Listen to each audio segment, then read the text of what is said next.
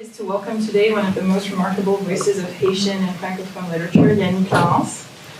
And I want to take the opportunity to thank the Winthrop King Institute and Dr. Martin Monroe for this opportunity to bring this author to our campus today. And also thank Nidhi Chalmers and Tim Lumelli for being great co-organizers. So born in Port-au-Prince, Haiti, Yannick Clarence has devoted her life to words, to her country, and to the deep human stories that connect us all. She left Haiti at a young age to study in France, where she completed her secondary and university studies in literature, before returning home to teach at the École Normale Supérieure of the Université d'État d'Haïti until 1995. But her contribution to Haiti's cultural and intellectual life extends far beyond the classroom. She has been a radio host, leading the cultural program Entre Nous on Radio Haïti, Inter, a founding member of the Haitian Writers Association, and an active voice in cultural policy, notably serving in the Ministry of Culture under filmmaker Raoul Peck. Throughout her career, she has worked tirelessly to sustain and celebrate the arts, history, and resilience of Haiti. As a writer, Yannick Clarence moves effortlessly between fiction, essay, storytelling. Her works, including Dans la Maison du Père, La Couleur de l'Aube, Guillaume et Nathalie, Douce Déroute, and of course the award-winning Bain de Lune, translated in English, Moonbath, explore the intimate and collective, the personal and the political, always with an extraordinary poetic clarity. Bain de Lune earned her the Prix Féminin in 2014, and of course her latest novel, Passagère de Nuit, just received the Grand Prix de l'Académie Française and was also shortlisted for the Goncourt. The novel carries her storytelling across generations of women, from New Orleans in the 19th century to almost contemporary Port-au-Prince, weaving together the voices of grandmothers, daughters, and granddaughters. Through their intertwined lives, La Anse explores histories of exile, freedom, silence, and survival. Inspired in part by her own family's history, the novel continues her profound reflection on how women's memories and migrations shape identity and belonging. Yannick is also a thinker and teacher who bridges worlds. In 2019, she became the first ever chair of the Francophone world at the prestigious Collège de France, a recognition of her literary excellence and her commitment to amplifying Haitian and Caribbean voices on the global stage. Today, we have the immense privilege of welcoming her here at Florida State to talk about her newest work, Passagère de Nuit, and to share with us her reflections on literature, history, and the lives that inhabit her pages. So please join me in giving her a warm welcome.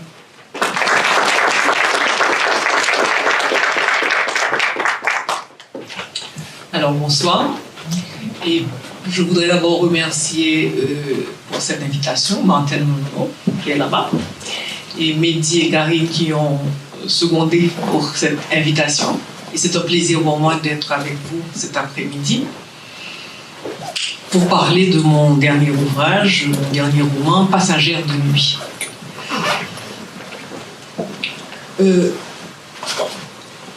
Rétrospectivement, je me rends compte que dans ce roman, j'ai tenté de briser 3 murs de silence.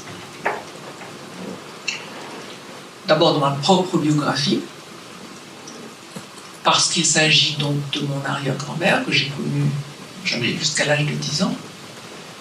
Mon arrière-arrière-grand-mère que je n'ai pas connue, mais dont on m'a parlé, mais sur lesquels je n'avais très peu d'éléments. Chaque fois que je demandais, les détails étaient vraiment menus, beaucoup de non-dits. J'ai même demandé à un moment donné à un membre de la famille de me faire un arbre généalogique. Je voyais que bon, elle n'apparaissait pas vraiment. Alors je me dis, bon, une deuxième fois, je dis la troisième fois, je fais un roman. C'est la meilleure manière de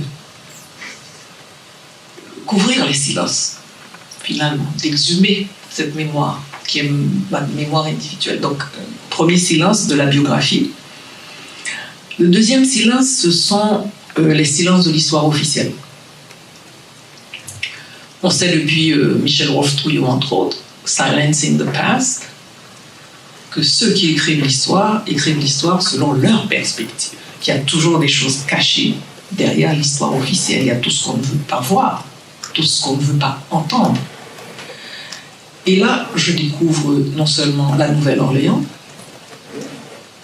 parce qu'on me dit que cette arrière-arrière-grand-mère venait de la Nouvelle-Orléans, et je découvre l'incommensurable apport des réfugiés de Saint-Domingue, à la veille de la Révolution française, à la création de cette ville de la Nouvelle-Orléans à la fin du XVIIIe siècle et pendant le début du XIXe siècle. Apport économique, culturel, apport sur le plan de la cuisine, de la musique, de la religion. Ah, mais jamais je n'ai vu ça dans mes livres d'histoire.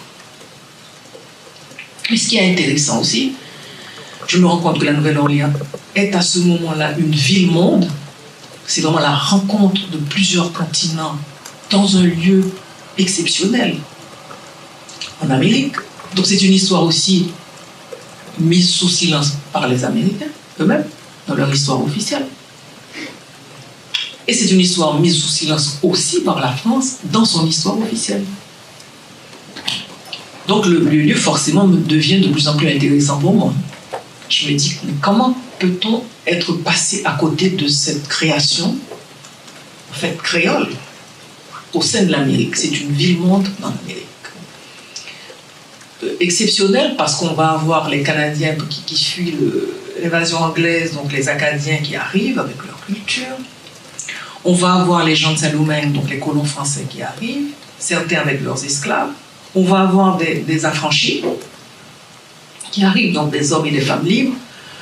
En même temps, il y a des aventuriers, mais de toutes sortes, qui sont européens, africains, libres, qui sont aussi contrebandiers que les Français libres qui arrivent dans cette zone. Et puis les premiers Amérindiens, enfin autochtones plutôt, qui laissent les réserves et qui viennent dans cette ville bouillonnante, foisonnante. Il y a un commerce absolument fou.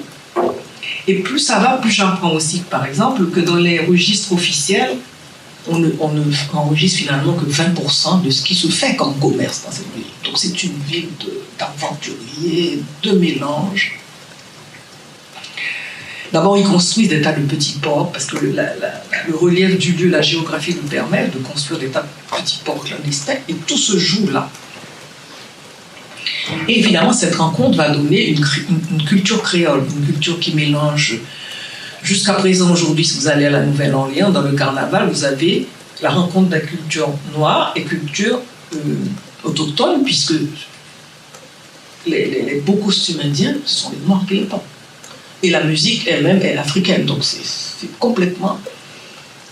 C'est un mélange vraiment extraordinaire. Et puis, je lis aussi que la musique de cette époque, The Creole Origins of Jazz, on se rend compte que c'est la rencontre de musiciens venus de Saint-Domingue, qui arrivent avec une culture musicale qui est un peu un mélange déjà de musique classique française du XVIIIe siècle mélangée avec des choses de Saint-Domingue, qui va rencontrer les chants des esclaves dans les plantations, et c'est sur cette rencontre, ce mélange qui va donner les premiers éléments du jazz, qui est aussi formidable. Et ça, on ne le dit pas assez non plus. Dans cet article, j'apprends que quelqu'un comme Jerry Wall Morton, c'est un Lamotte qui arrive de Saint-Domingue et qui prend ce nom plus anglophone pour faire passer sa musique. La cuisine est complètement influencée par la cuisine à la fois de Saint-Domingue, la cuisine française, bref. Mais la vie économique aussi.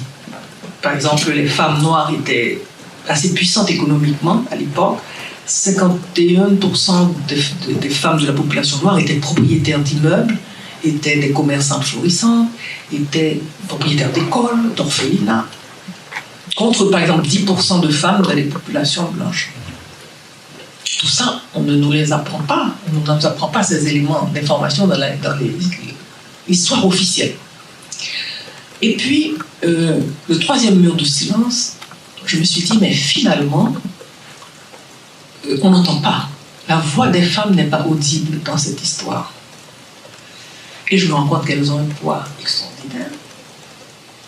mais on n'entend pas leur voix. Pourquoi? Et d'où l'idée pour moi de la puissance du silence. Elles vont résister tout le temps, et sur le long terme, elles finissent par être une sorte de pivot central, une sorte de force que l'on retrouve dans l'Haïti d'aujourd'hui d'ailleurs. Et je me dis, mais finalement, elles sont des victorieuses à bas bruit. Ce sont des petits silences à bas bruit qui vont donner cette résistance. Elles sont persécutées, violentées, jamais elles ne se vivent en victimisation. Donc c'est extraordinaire d'avoir cette capacité de tenir et de construire sur le long terme. Et c'est ce qui va justifier aussi mon choix, passagères de nuit. Elles sont du voyage, de la vie, du voyage du monde, mais on ne les voit pas. Donc elles sont des passagères de nuit. Il faut un regard très perçant pour pouvoir mesurer leur impact, leur apport. Et tout ça, je crois que c'est peut-être rétrospectivement que je me rends compte que j'essaie de briser cette mur de silence. Donc au départ, avec le prologue, je sais que je vais faire un texte où je vais inventer. Alors, puisque je dis pour mon aïeule Régina Jean-Baptiste, silencieuse, totem puissant, parti trop tôt, sans m'avoir dit. J'ai traversé ton absence à pas lents, des années durant. Pour ma bisaïeule, Elisabeth Jacob, arrivée de la Nouvelle-Orléans, nimbée de ses secrets et de ses mystères. Je vous ai inventé sur les sentiers du songe, imaginant toutes ces femmes qui vous ont précédé, celles qui vous ont entouré, visages clair-obscur qui contemplaient les arbres, les eaux, les chrétiens vivants, les bêtes et les esprits. Et là, je me rends compte que je vais dans un voyage, moi aussi, de transmission. Parce qu'il s'agit, qu'est-ce que les femmes nous ont transmis jusqu'à aujourd'hui et qui permettent qu'on tienne la route et qui permettent que ce pays dans lequel je vis continue à pouvoir respirer, comme ces femmes donnent des leçons de respiration, qui sont aussi des leçons de joie, parce que dans toute cette traversée douloureuse, il y a une constante. Tu ne perds jamais ta joie. C'est la seule chose, c'est ton arme la plus forte. Et surtout aussi le silence. Mais le silence, il y a plusieurs silences. Ce silence est un silence surtout pas de soumission. C'est un silence de stratège. C'est ce qui rend ce silence intéressant parce qu'il est chargé. C'est un silence de majesté, de souveraineté. C'est un silence qui permet de tenir parce qu'on sait au bout du compte que c'est la seule arme la plus redoutable qu'on puisse avoir. À un moment, elle dit d'ailleurs celui qui te domine n'a aucun intérêt, il n'a pas envie de savoir ce que tu penses. Parce qu'il pense que tu n'as pas de culture, tu n'as pas de savoir, tu n'as pas de sentiment. Toi, tu es obligé pour survivre de connaître sa culture à lui. Parce que c'est la culture de domination.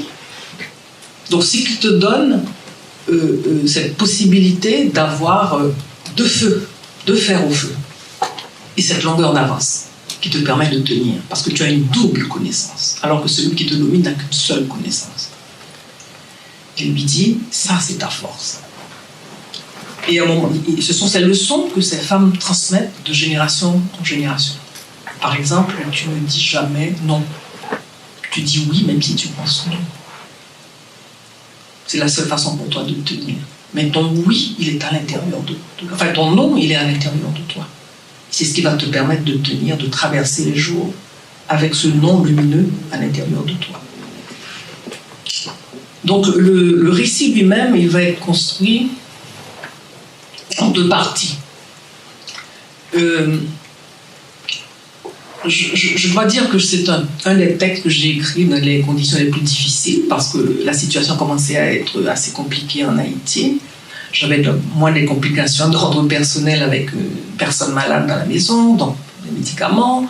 J'entendais des tirs par derrière chez moi, bon, assez lointain, mais on ne sait jamais à quel moment ces tirs vont arriver. Tout près, enfin, beaucoup de difficultés, rareté de carburant. Donc, je commence ce livre. Et c'est peut-être le livre où je suis peut-être allée beaucoup plus loin. Peut-être que c'est un livre qui m'a emmené même sur une terre que je ne connaissais pas. Et peut-être que c'est un livre aussi qui m'a permis de tenir et de traverser ce moment difficile. Alors je commence le livre et je me dis, il faut que mes premières phrases me donnent l'élan pour que je continue sur un rythme qui va être mon rythme intérieur. Donc, le premier texte, c'est la première partie qui se passe à la Nouvelle-Orléans. Et ce texte va donner l'élan à cette première partie. À la veille de partir, me voilà rassemblant mes naissances. Une fois que j'avais cette première phrase, je me suis dit, je vais voyager sur cette première phrase. Et tout le voyage de cette première partie s'est fait à partir de cette phrase. Et moi, je pense aussi que écrire, c'est pas seulement raconter une histoire. On va dans les archives, on raconte une histoire, c'est vrai, mais c'est aussi un projet esthétique. Et je pense qu'il faut travailler la forme pour pouvoir donner à celui qui reçoit les mots de l'émotion et un plaisir. Parce que le texte, c'est pas moi qui l'ai dit, que quand quelqu'un comme Roland Barthes parle du plaisir du texte, oui, le texte est un objet de plaisir aussi. Pas de divertissement, de plaisir. Donc je me disais, il fallait que je reste dans ce rythme de cette phrase. Donc c'est un texte que je n'ai pas pu écrire donc, de manière régulière à cause des circonstances extérieures, mais qui a gardé, même à mon insu, une certaine unité dans cette première partie. Pardon. Tout à l'heure, on m'a posé la question que je suis allée sur une image assez forte d'une tentative de meurtre, c'est le deuxième chapitre. Et je dis c'est vrai, j'aime bien commencer mes textes par un mystère parce que ça met tout de suite le lecteur dans une situation d'attente, de savoir qu'est-ce qui va se passer, d'aiguiser sa curiosité et de l'amener là où on pense pouvoir l'amener. Mais souvent, les textes amènent même les auteurs ou les autrices là où elles ne savent pas qu'elles allaient arriver. Mais c'est tant mieux. On ne peut pas tout prévoir. Et heureusement qu'on ne peut pas tout prévoir parce que les textes vous surprennent vous-même. La deuxième partie qui se passe à Port-au-Prince au XIXe siècle, c'est pareil. C'était une histoire d'amour. Je me dis, oui, il y a des archives, il y a tout, mais c'est d'abord une histoire d'amour. Donc je vais commencer par une phrase d'une femme amoureuse d'un homme. Et je dis, mon général, mon amant, mon homme. À ce moment-là, je trouvais la musique de cette deuxième partie. Je me dis, ça va tourner autour de ça. Et aussi, cette image du mouchoir ciel. Beaucoup de gens me demandent, mais où est-ce que tu as trouvé cette image du mouchoir ciel?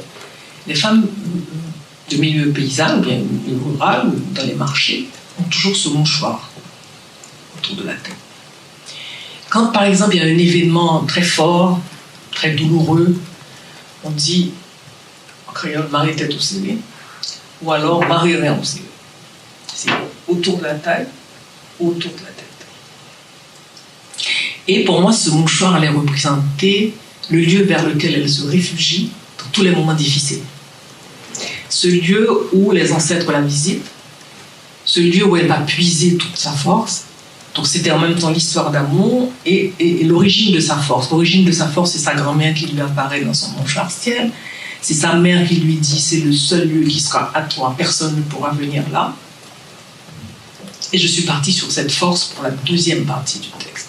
Donc, c'est une manière de revisiter, évidemment, toute l'histoire du 19e siècle, Port-au-Prince dans le 19e siècle, mais en même temps de découvrir une chose importante, dont on a parlé tout à l'heure avec d'autres étudiants, c'est la vulnérabilité.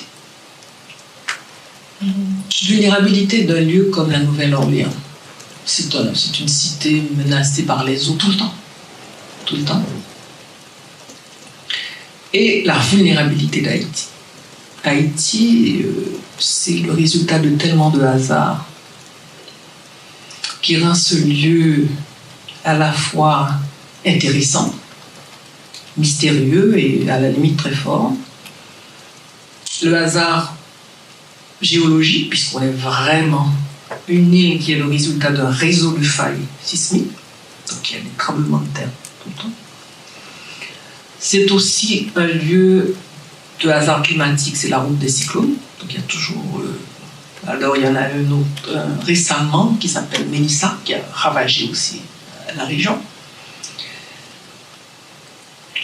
C'est un lieu de hasard géographique, on se trouve en Amérique, à 1h30 des États-Unis, c'est pas n'importe quoi. Géopolitiquement, c'est pas n'importe quoi. Ensuite, il y a le hasard historique. Ce petit lieu perdu au milieu de l'Amérique, 27 750 km², qui fait la 3e révolution des temps modernes, extrêmement lourd à porter tout ça. Parce que c'est un événement historique qui bouleverse tellement l'ordre mondial qui va vouloir être imposé depuis, que tout ce qui arrive à Haïti va être interprété à partir de 1804. Tout ce qui arrive comme événement, on remonte à 1804. Et là, évidemment, on passe à côté des vraies raisons de la plupart des événements. Donc, pour moi, c'était une manière de montrer aussi que je ne voulais plus rester dans la conjoncture immédiate, dans l'émotion du présent. J'ai voulu remonter à ce qu'on appelle l'histoire longue. Parce que je pense que les événements du présent ne peuvent se comprendre qu'à la lumière de l'histoire longue. Celle qui permet d'aller chercher très loin les invariants. Pourquoi est-ce que ça revient? Qu'est-ce qui fait que ça revient? Haïti est le premier pays des rapports Nord-Sud. C'est le premier pays du Sud. Et comme les rapports Nord-Sud n'ont pas vraiment changé, commence maintenant les limitations du monde. Donc il n'y a aucune raison que les urgences aient changé. Donc tout ça, ça me passe par la tête. Et en même temps, je regarde le présent, je regarde la place des femmes. Je me dis, mais c'est incroyable. Le commerce intérieur de ce pays, c'est fait par les femmes. Ce sont elles qui laissent la campagne, où elles ont travaillé dans les champs, mais dans les bourgs, dans les marchés des villes, ce sont les femmes qui sont là. Aujourd'hui, dans toutes les villes, et c'est un pays qui s'urbanise, si on veut manger dans les rues, ou bien ce sont les femmes. Si on veut s'habiller, ce sont les femmes. Si on veut acheter des légumes, ce sont les femmes, et des fruits pour manger. Et ce potentiel économique, cette force économique n'est pas reconnue dans aucun projet de société. Quand on vit dans les villes aussi, on se rend compte que les femmes sont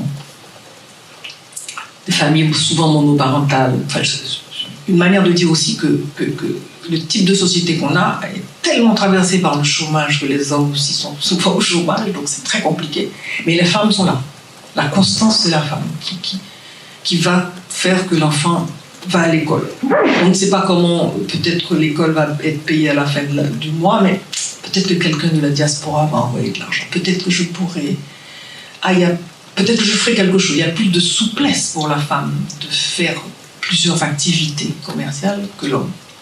Donc elle a une force économique, elle a un poids tout à fait énorme. Et plus j'écrivais ce texte, donc j'étais à la fois dans mes ancêtres, je regardais mon propre héritage familial, comment des choses m'ont été transmises par à la fois ma grand-mère, ma mère, et aussi comment, dans la société, cet héritage par les femmes était quelque chose d'important. L'autre élément, certainement, de la transmission, c'était la joie, et les croyances religieuses ou spirituelles, je pourrais dire, c'est aussi important. Parce que dans toute la culture, je pourrais dire, traditionnelle du monde entier, les hommes et les femmes sont dans quelque chose qui est de l'ordre d'un lien avec le vivant. C'est-à-dire que l'arbre est habité, l'eau est habitée, le vent, c'est pas simplement le vent. Enfin. Donc il y a cette espèce d'énergie avec le vivant. et puis cette façon d'être relié avec les esprits dans leur tête, ce qui leur permet d'avoir une complétude qui n'est pas forcément visible à l'homme occidental rationnel. Lui non, il y a une sorte de complétude qui est plus que ce que cette personne représente. Mais évidemment, je n'ai jamais voulu utiliser le vaudou comme un décor, comme quelque chose d'exotique. J'ai toujours fait que ce soit quelque chose qui aille de soi, qui soit un prolongement d'elle-même, sans que ce soit un élément exotique. L'autre chose, c'est l'utilisation aussi du créole. Pour moi, c'était tellement évident qu'il fallait utiliser le créole. Et bien que je précise en Haïti, le créole, il y a une littérature en langue créole, une littérature en langue française. Il n'y a pas une littérature d'entre-deux. Non. Donc, j'introduis effectivement beaucoup d'éléments de langue créole. En apposition, il y a la traduction française toujours à côté. C'était pour donner un peu la musicalité, pour presque donner une sorte d'identité particulière à ce que je racontais, une authenticité, et permettre d'entendre aussi peut-être la musique et les bruits de cette ville. C'est une musique et des bruits qui se font en créole. Donc, comment ne pas utiliser le créole? Les chansons pour les enfants en créole, tout ça. Donc, j'ai toujours choisi effectivement d'écrire sur Haïti. Alors, souvent, les questions qui reviennent. Mais Madame Lahaise, vous écrivez toujours sur Haïti. Je dis, ben oui, j'habite Haïti, j'écris sur Haïti. Je dis, mais vous habitez en France et vous écrivez sur la France. C'est comme si, dans la tête des gens, Haïti, c'est un sujet qu'on peut épuiser très vite. Et on revient à ce besoin, finalement, de décentraliser les choses. Parce qu'on ne dirait jamais en français, mais vous écrivez toujours sur la France. C'est évident. Et le fait que pourquoi vous écrivez surtout sur Haïti, c'est pas évident. Donc, c'est vrai que j'écris sur Haïti. Et puis très souvent, oui, mais vous habitez encore Haïti? J'ai dit oui, j'habite là où habitent 11 millions d'Haïtiens. Dans la tête des gens, on ne peut pas habiter. Et c'est une des raisons pour lesquelles, d'ailleurs, dans ma leçon inaugurale au Collège de France, j'ai appelé littérature haïtienne urgence d'écrire, rêve d'habiter. Parce que on a toujours été dans l'urgence. L'urgence ne nous a jamais quittés. On est né dans l'urgence, et comme les rapports entre les grandes nations et les petites nations n'avaient jamais changé, nous sommes encore dans l'urgence. Et l'écriture dans la tradition haïtienne, de la littérature haïtienne, a toujours été une arme. D'abord, dans les premières années, ça a été une arme pour dire « nous existons » par rapport à l'extérieur. C'était une littérature pour dire à l'Europe qu'on existe, pour dire à l'Amérique que nous existons. Ce qui est intéressant, c'est que même avant la Révolution, des gens comme Jean-Jacques Dessalines ou Toussaint Louverture ne maîtrisaient pas le français. Mais comme ils voyaient les gouverneurs envoyés par la France employer des secrétaires, ils ont employé des secrétaires français. Et ils ont commencé, avant même la Révolution, à dicter, à dire ce qu'ils pensaient. Et ces secrétaires ont écrit ces textes en français et les ont envoyés aux États-Unis, dans des petites revues de cercles intellectuels, en Allemagne, en France. Et d'ailleurs, le dernier beau-père de Michelet, Jules Michelet, l'historien français, a été un secrétaire de Toussaint Louverture. Il y a même des études qui ont paru, par exemple, pour montrer que Hegel, quand il écrit la dialectique du maître et de l'esclave, on dit qu'il a puisé dans la revue Minerva, qui reprenait un certain nombre d'articles envoyés à partir de Saint-Domingue par Dessalines, etc. Il y a 2 ouvrages sur cette question. Donc l'écrit, quelque part, a permis à Haïti d'exister sur la scène internationale. Donc c'est pas une tradition qui est arrivée comme ça, par hasard, non, elle a une inscription très longue et très profonde. Mais après l'indépendance, on continue à écrire, mais on écrit pour l'extérieur, et on va recommencer à écrire pour l'intérieur à la moitié du 19e siècle. À ce moment-là, on commence à parler de paysages haïtiens, de femmes haïtiennes.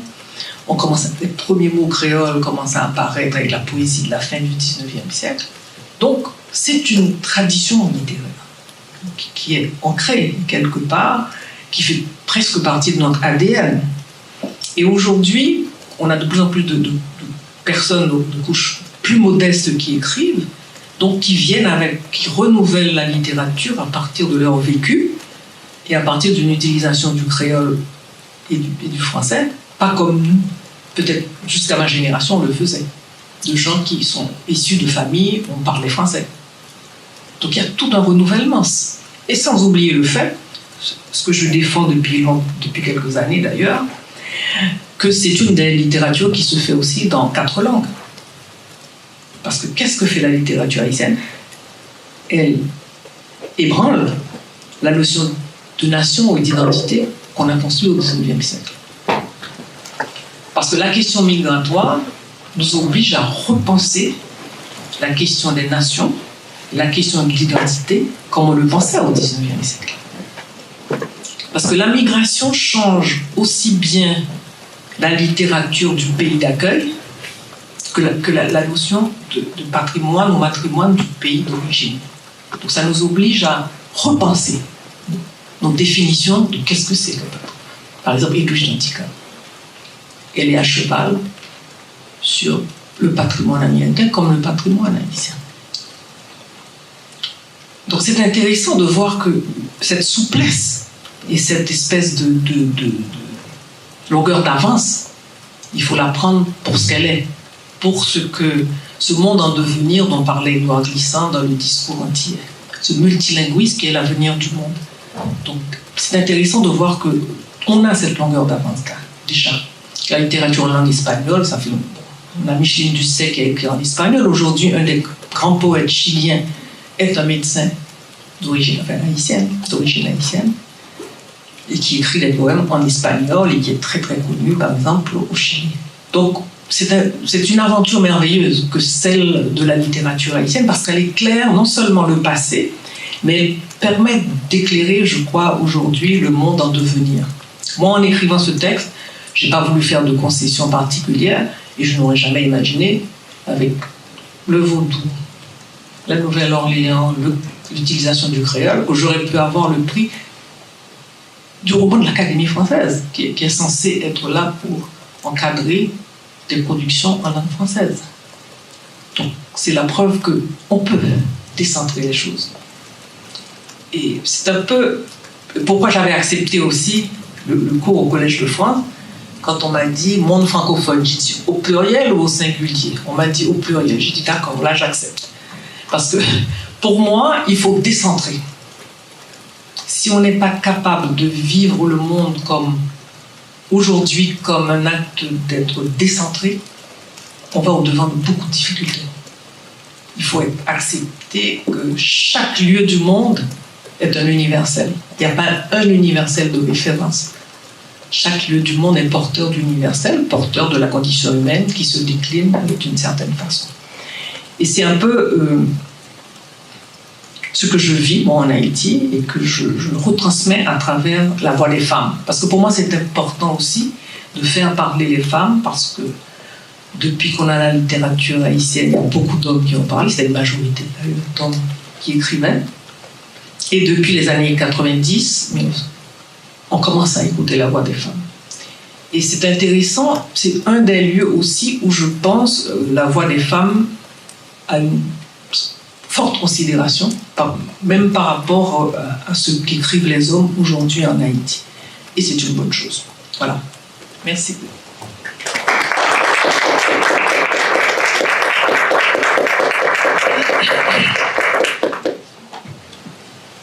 On peut accueillir des questions pour Yannick Larence.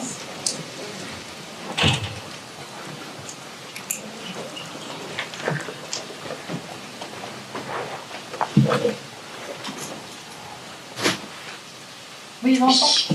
Il y a une question. Il a le micro, par exemple, si tu veux. Ah oui, vas-y.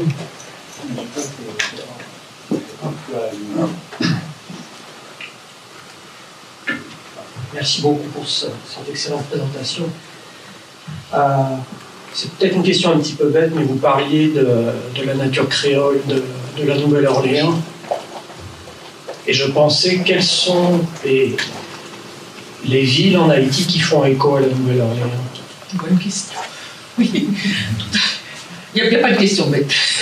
Ça n'existe pas. Oui, j'en parlais avec Mehdi d'ailleurs, c'était hier ou ce matin.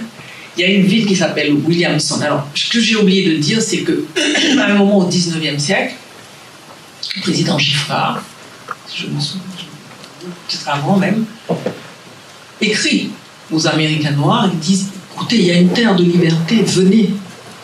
Donc il y a eu une migration dans le sens des États-Unis vers Haïti. Ça aussi, on ne le dit pas assez. Il y a même un quartier de Port-au-Prince qu'on appelait le quartier des Américains, dans la ville même de Port-au-Prince. Et en dehors de Port-au-Prince, il y a un endroit qui s'appelle Williamson, sur la route du Nord, avant d'arriver à l'Orcaïe, qui a été peuplé par 2 ou 3 familles de la Nouvelle-Orléans. Et on retrouve, c'est le seul endroit en Haïti ailleurs, on retrouve ce qu'on appelle des tablettes pistaches, mais faites d'une façon assez particulière, qui sont la réplique des pralines que l'on trouve à la Nouvelle-Orléans. Donc oui, il y a des liens. Mais comme l'histoire officielle n'en parle pas, les gens ne sont pas assez curieux pour aller fouiller. Par exemple, Marie Laveau, mère et fille, qui font que le vaudou va devenir religion institutionnalisée depuis 1817 à la Nouvelle-Orléans, elles viennent de Saint-Domingue. Enfin, la mère vient de Saint-Domingue. Mais il faudrait aller plus loin, faire des recherches, je ne sais pas moi, de généalogie ou bien des recherches sociologiques, je ne sais pas, sur ces lieux-là, pour montrer l'influence réciproque qu'il y a eu. Voilà.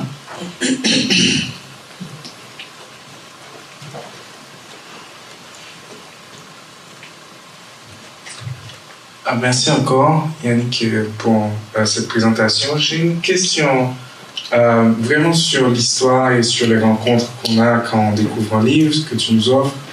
Et c'est les personnages qu'on croise mais qui ne sont pas centraux. Et qui arrivent et puis on s'attache à eux et puis ils partent. L'un d'entre eux, c'est Adama. Et pour moi, tu mentionnais tout à l'heure l'aventurier et qui est un des rencontres amoureuses de la grand-mère, elle en parle. Et simplement, je voulais savoir, pour toi, qu'est-ce qui se passe quand tu rencontres, découvres, inventes ces personnages qui ont un rôle périphérique. Et nous aussi, on prend en compte aussi que le lecteur, il est là, je ne verrai plus jamais Adama, en réalité. Et je pense qu'est-ce qui lui arrive. Et c'est la même chose pour Zaza ou tous les autres. Voilà, ce serait ça la question. J'ai toujours des gens qui me posent des questions sur les personnages qui disparaissent. Bon. Des fois, je me dis, mais c'est pas possible. Cette personne est à côté de moi pendant que j'écris, c'est pas possible. Parce qu'on a toujours du mal à se défaire de personnages. Alors on est là, on se dit, c'était la même chose pour moi. Un personnage comme Olmen dans Bain de Lune. Je dis, qu'est-ce que je vais faire d'Olmen? Et dans ma tête, Olmen devait arriver jusqu'à la fin. Mais à un moment donné, je dis non. Dans mon histoire, elle doit disparaître. Alors j'ai eu du mal, énormément de mal. Et je t'assure, dans 2 ou 3 rencontres en librairie, la question a toujours été, mais Olmen, mais pourquoi? Je me dis, mon Dieu, c'est pas vrai. Les gens, à la limite, est-ce que les gens sentent ma propre hésitation dans le roman? Mais c'est assez incroyable. Oui, on est obligé de se séparer des personnages. Comme dans la vie, on se sépare de gens dont on n'a pas envie d'être séparé, mais que la vie nous sépare.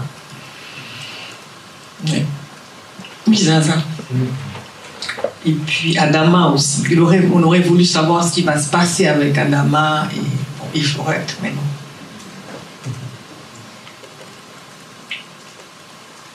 Mais c'est comme ça quand on fait un roman.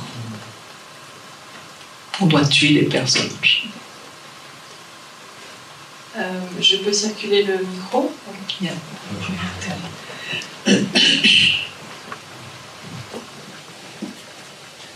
Merci Yannick pour cette présentation et pour ta présence génieuse aujourd'hui. Et je me demandais, en pensant à la façon dont le livre s'éloigne du présent, n'est-ce pas? Et aussi s'éloigne physiquement, géographiquement vers la Nouvelle-Orléans. Je me demande si en vous éloignant du présent, est-ce que vous avez, à la fin, est-ce que vous êtes arrivé à apprendre quelque chose sur le présent en écrivant du passé? Absolument. Et cette phrase qui me revient, c'est « Il y a dans cette île », c'est dans la lettre qu'Élisabeth, responsive à la lettre d'Élisabeth, tu nous dis qu'il y a dans cette île quelque chose à la fois de grandiose et d'inachevé. C'est exactement ça. Le grandiose, c'est que nous faisons la 3e révolution des temps modernes. L'inachevé, c'est que comme toutes les révolutions, elle est inachevée.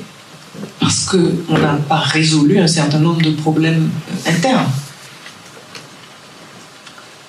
Donc, ce que je vis aujourd'hui, c'est je vois le résultat, je vois d'où ça vient.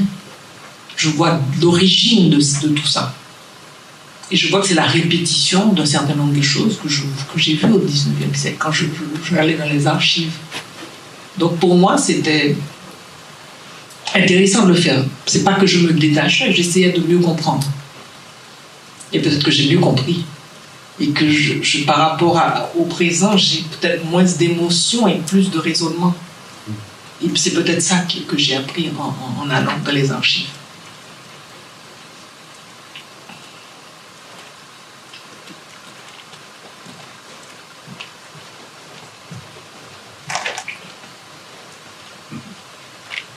J'ai une question. Voilà, vous avez parlé de l'impact que les femmes ordinaires ont eu et ces petites guerres qu'elles ont fait et qui ont contribué à la victoire de ces grandes guerres. Est-ce que vous avez déjà eu l'occasion d'échanger avec les femmes en Haïti, ces femmes ordinaires-là? Est-ce qu'elles comprennent maintenant que ce qu'elles font n'est pas anodin pour la société? Alors il y a deux choses.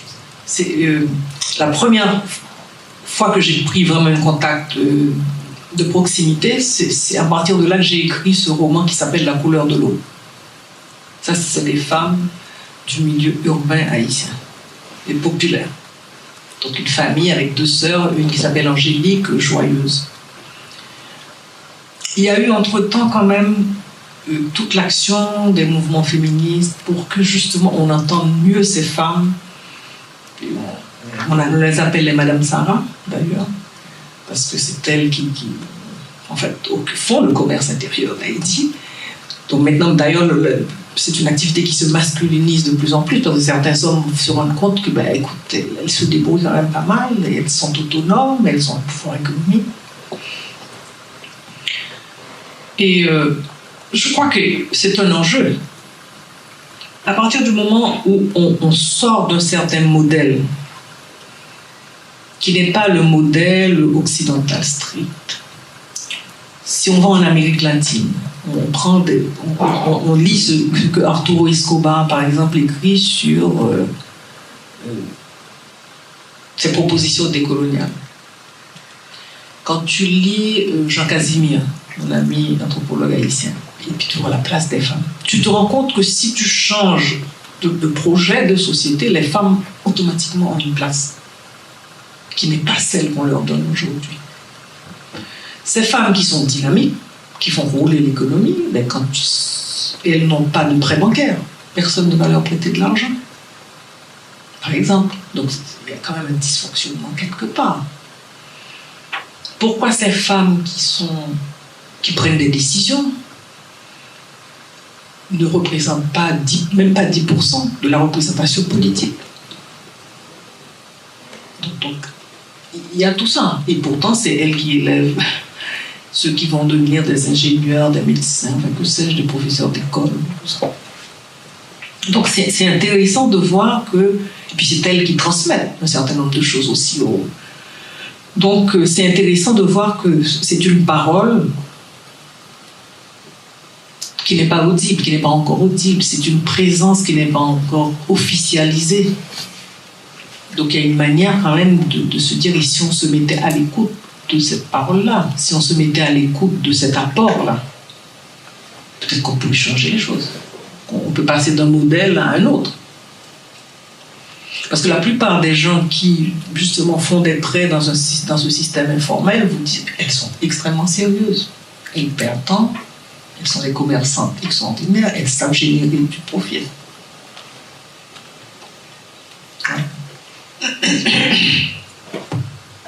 J'ai une autre question. Tu parlais ce matin, dans le cours de Dr. Murray Roman, de ton travail dans les archives, qui t'a permis de planter le décor. Mais j'aimerais savoir qu'est-ce qui, dans les archives ou ailleurs, t'a permis de trouver les voix. Et tu parlais aussi ce matin de la complexité du roman et de ce que la complexité du roman permet.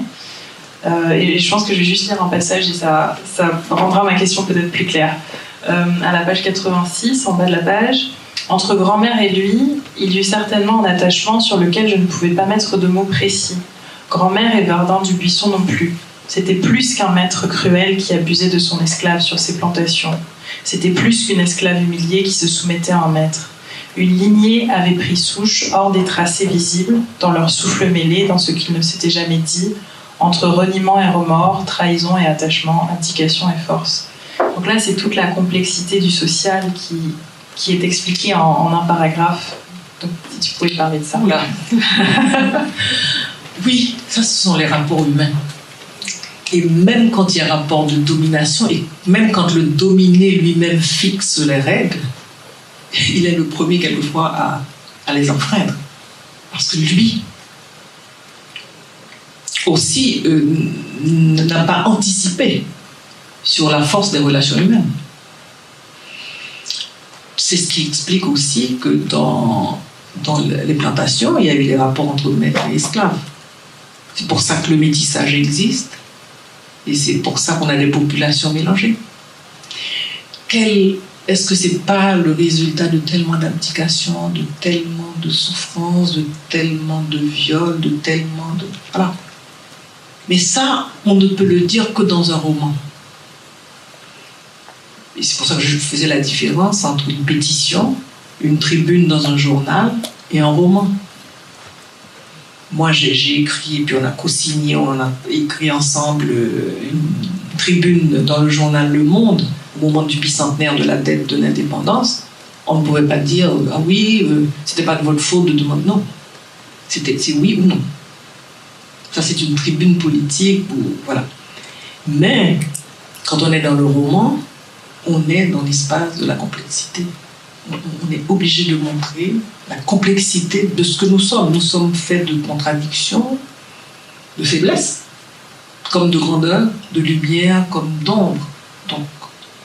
Et c'est pour ça que le roman est infini. Parce que quand les gens se rendent compte, il y a une infinité de choses possibles, de liens possibles.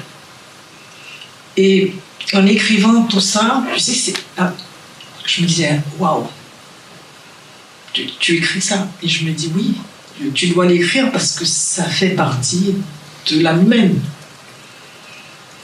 Et même en l'écrivant, je me disais, je vais loin.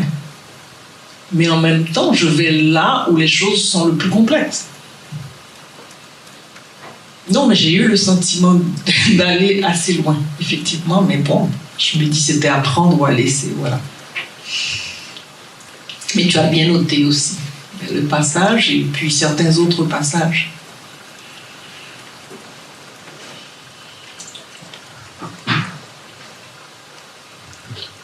Merci. J'avais une question concernant le silence et les 3 silences dont vous avez parlé. Et vous avez parlé plus précisément du 2e silence et du 3e silence. d'une façon qui valorise le silence en tant que vertu, dite majestueuse, peut-être. Donc, ma question, est-ce que quelles implications est-ce que ça pourrait avoir pour les femmes d'aujourd'hui? Parce que le thème du silence, c'est un thème assez intéressant et complexe. C'est là où on doit se dire qu'il n'y a pas une seule façon d'être féministe dans le monde. Il n'y a pas un féminisme universel, ça n'existe pas. Il y a des histoires qui font des histoires particulières dans les relations hommes-femmes. Même si le patriarcat est universel, il n'y a pas qu'une histoire. Parce que chaque pays a une manière de vivre la famille, de vivre l'histoire, l'esclavage. Toutes les populations du monde n'ont pas connu l'esclavage, mais nous, c'est ça. C'est le transport d'abord d'un continent à un autre, la traversée de l'Atlantique, ensuite la plantation, ensuite donc l'esclavage, le corps soumis. Le corps est un bien meuble dans le code noir. Donc, et puis maintenant, au moment après la colonisation, on reste dans l'imaginaire colonial avec la question de couleur. Donc le corps est encore pris dans les filets de cet imaginaire colonial. Donc ça ne peut pas être le même féminisme que Simone de Beauvoir. Et c'est là où c'est intéressant, c'est qu'on ne peut pas poser les choses dans une sorte d'universel exigeant pour tout le monde, non. Oui, que le patriarcat est universel, mais on est obligé de voir, mais dans ce lieu précis, comment se décline l'histoire de la femme. Et à ce moment-là, on arrive dans les nuances, on arrive dans la spécificité de l'univers de l'esclavage. Qu'est-ce que ça a fait aux femmes dans le post-esclavage? Qu'est-ce que ça fait? Qu'est-ce que ça laisse? Et aujourd'hui, qu'est-ce que ça fait?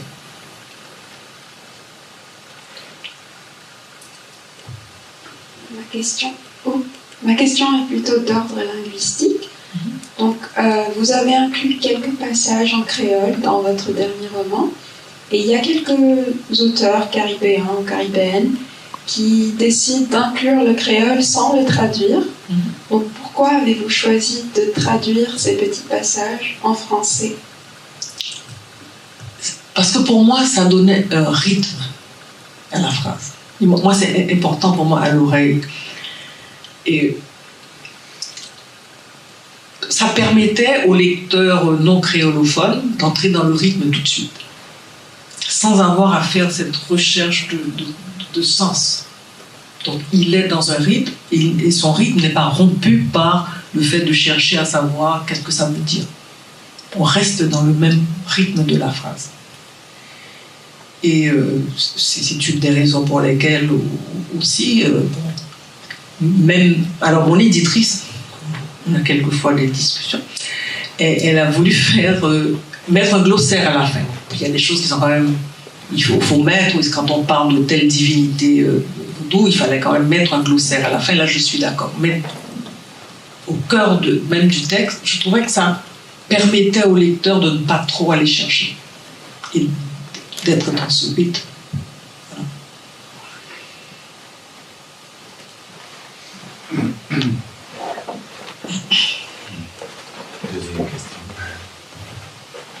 Merci.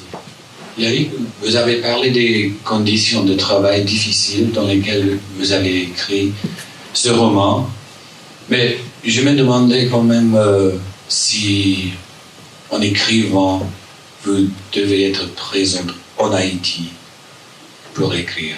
Donc, est-ce qu'il vous est possible d'écrire en dehors d'Haïti, ou est-ce que vous devez être là? J'aime bien cette question, parce que je n'ai jamais écrit en dehors d'Haïti, donc je ne sais pas.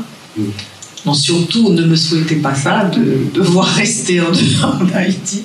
Je n'ai jamais écrit en dehors d'Haïti, c'est vrai, jamais. Comme j'ai décidé de rester en Haïti, je peux rester en Haïti jusqu'à présent, espérons, puisque mon quartier est encore préservé de la violence. Mais je ne sais pas. Je n'ai jamais fait l'expérience, je ne sais pas.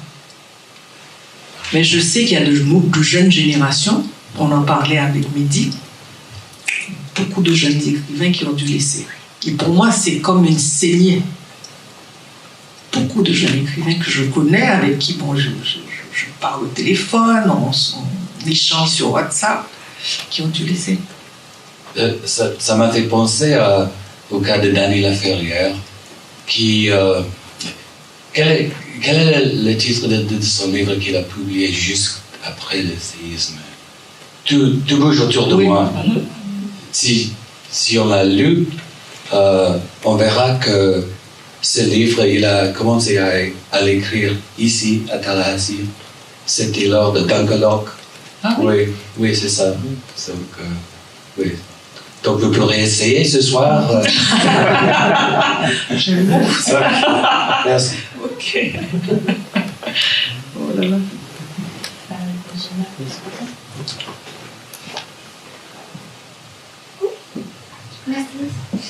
Merci d'être ici avec nous de nouveau. Donc je réfléchissais un petit peu avec ce que vous avez partagé avec nous plus tôt dans le cours et au sujet de les petites victoires avec lesquelles on survit, ces femmes, la façon dont elles survivent. Et en particulier le fait qu'une de vos influences, c'était que chez vous, grandissant à la maison, il y avait toujours des gens qui venaient, qui étaient là. Donc l'hospitalité, d'avoir une maison ouverte et d'avoir cette tradition et cette éthique en sorte. Et ça me rappelait un petit peu ce que je voyais comme une thématique dans le roman. Peut-être parce que je suis obsédée avec le jardin créole et ce que ça offre, ou bien les relations qu'on peut avoir avec le jardin, avec les plantes. Et je suis donc à la page 58. Je lis un petit peu juste pour que tout le monde s'oriente, pour que ça soit pas juste dans ma tête. Ma mère, c'est une de ces scènes dans le marché. Oui, vous avez creusé dans les archives pour donner cette atmosphère, mais là, ma mère était très habile au commerce et parvenait toujours à tirer des sous de ses ventes. Elle ne s'en glorifie pas de peur de susciter la jalousie des autres, mais elle était aussi consciente qu'il fallait savoir donner ou ne pas faire payer certains de ses services de guérisseuse. Les vaincus partagent le peu pour que chacun ait quelque chose. C'est une des façons d'être ensemble, d'être vivant. Ne l'oublie jamais, Elisabeth, jamais. Et puis, nous achetions des herbes et des plantes et des racines.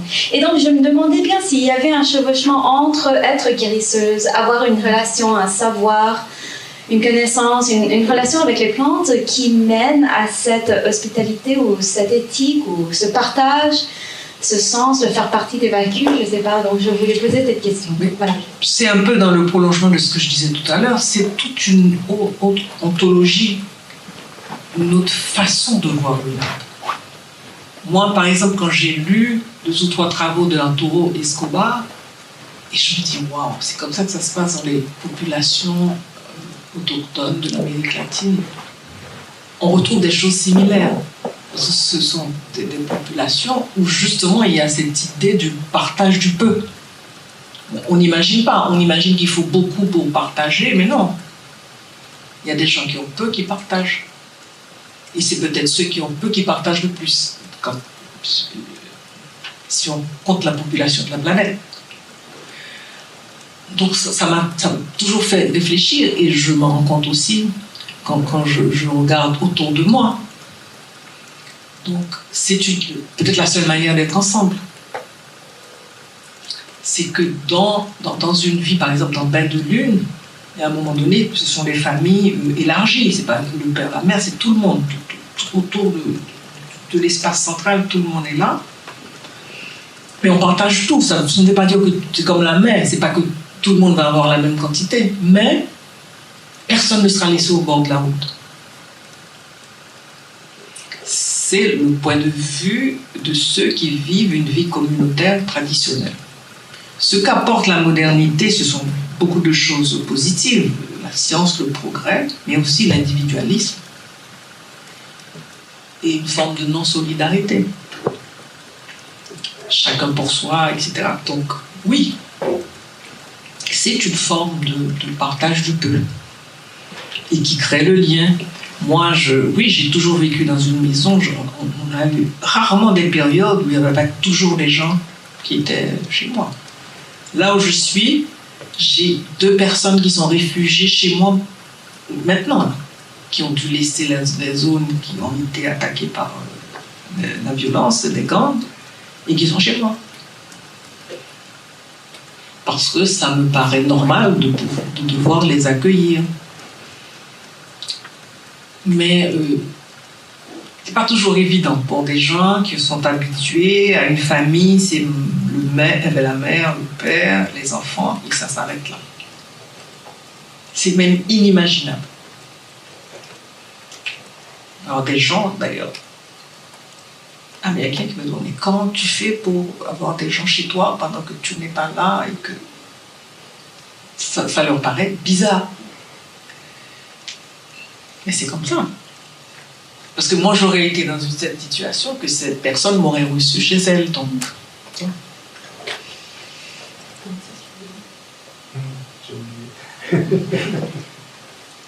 Alors, on a peut-être le temps pour une dernière question.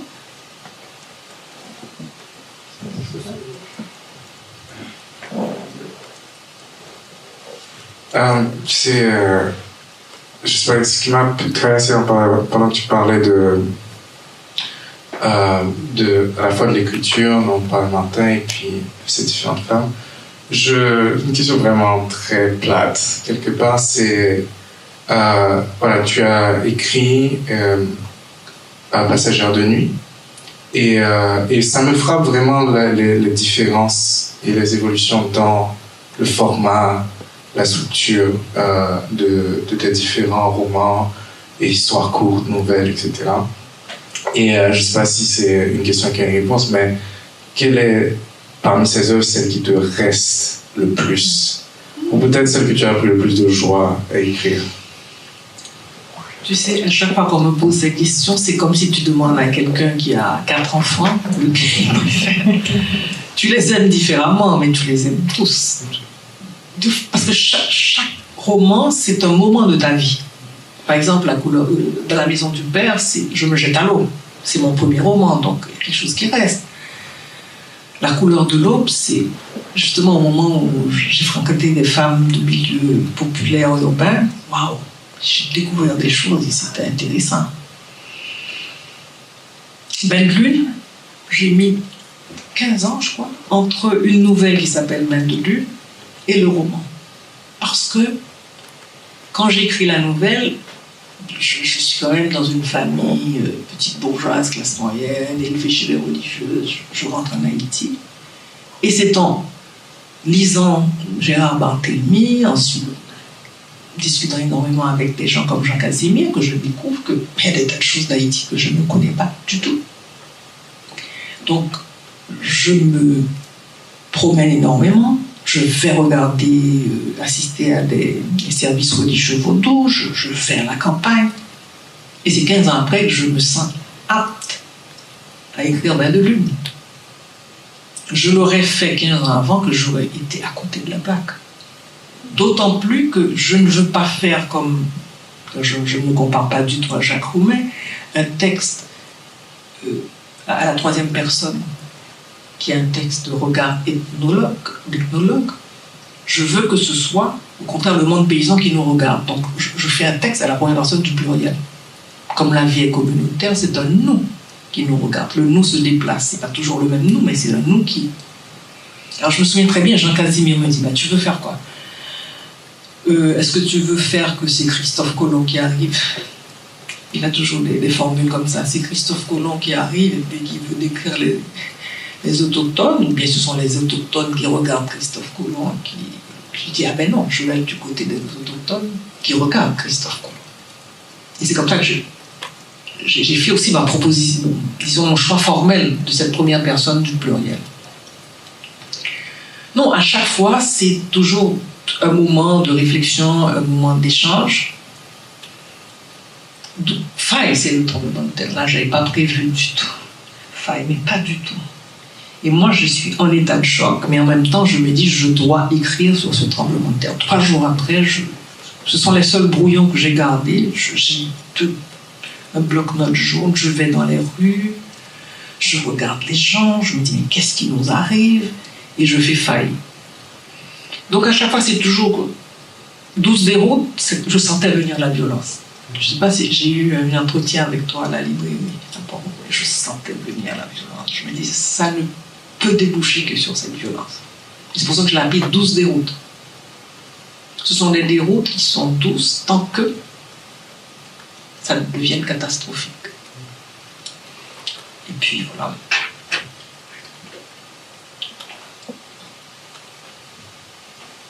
Un grand merci, Yannick. Merci de Merci. pouvoir écouter.